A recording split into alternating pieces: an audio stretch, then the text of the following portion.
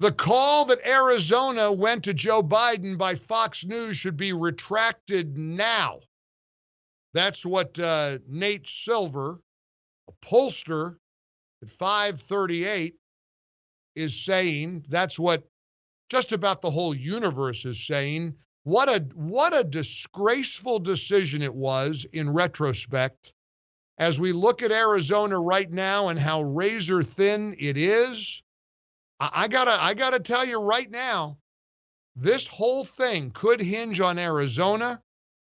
If we flip Arizona, as could happen, and Trump wins Pennsylvania, Georgia, and North Carolina, which is not implausible, you do know he gets reelected if that vote count stands, if that gets certified. Don't allow the media to make who have blown it. The media has been epically bad in 2020. The media, with all their prognostications of the big blue wave, the media, the Senate is going to go to the Democrats. We're going to make great gains for the Democrats in the House. Biden's going to win in a landslide. Let's listen to a little montage from Fox News of the pundits and the media types and how wrong they were. President Trump is dragging down Republican senators with him. For parties, sometimes you're the windshield, sometimes you're the bug. And this year, it looks like Republicans are the bug. This could be the year where Texas goes blue. More likely, as we sit tonight, that Joe Biden wins a landslide. If we see in those final polls the type of lead that Joe Biden has now, the polls are not going to be wrong.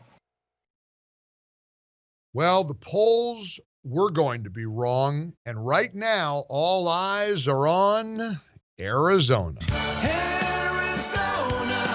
take off your rainbow shades. Arizona, have another look at the world, my mind. For 3 days from our listeners in Arizona, and I am so proud of our home KKNT every day live, and we get probably as much response and support and loyalty from our Phoenix listeners and advertisers. Jim Ryan, the general manager, and I just love those guys. Of course, in 2020, it's been out there, haven't been able to be out there like I like to go, but it's so fun to visit there and see friends and our partners there who are so sick about the Fox News premature calling of Arizona. And incidentally, if you keep Fox News on and you see that number in the bottom right-hand corner of your screen that Biden is at 264 electoral votes, you understand Fox News is the only network that has that. If you could stomach switching over to CNN or MSNBC, you see a different number. And then you realize, wait a minute. So then Biden would be at 253. Trump would then be at 225, add in North Carolina, Georgia, and Pennsylvania, and Trump is reelected if that holds.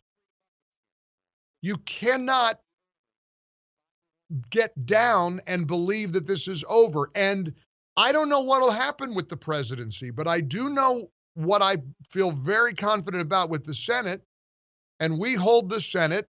And in the words of the Washington Post, the Biden presidency then goes to die in Mitch McConnell's Senate because the Senate isn't going to allow any of the nonsense that Democrats were hopeful. Believe me, they're down. They're despondent. They are in anguish. They know that this country is not repudiating anything that they disagree with. And that's a good thing.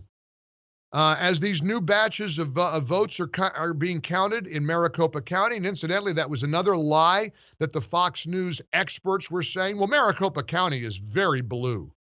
What are you talking about? I hear from people in Maricopa County who know Maricopa County is anything but. And now they're all admitting that we probably we popped that champagne cork a little too early. I just got a text message on the Squad Pod text line. Lots coming in from Phoenix, by the way, but also from Georgia. They found another 25,000 absentee ballots. Oh, wow. They found 20. I wonder of those 25,000 absentee ballots, how many of those were Biden? 24,499. I know we're sick right now and we're worried and we're anxious, but there are lots of reasons, and I'm not giving you false optimism. And I'm not saying there's any moral victory here. I'm telling you the absolute truth is that there's lots to be cheerful about.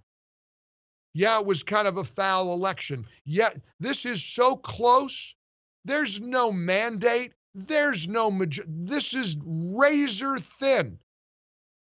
And in fact, when you really look at the map, it's like 2016 all over again. It's a whole sea of red with splotches of blue.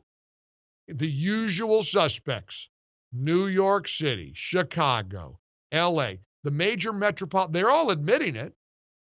And see, it's a big country. We got 330 million people and a lot of reasons to be excited.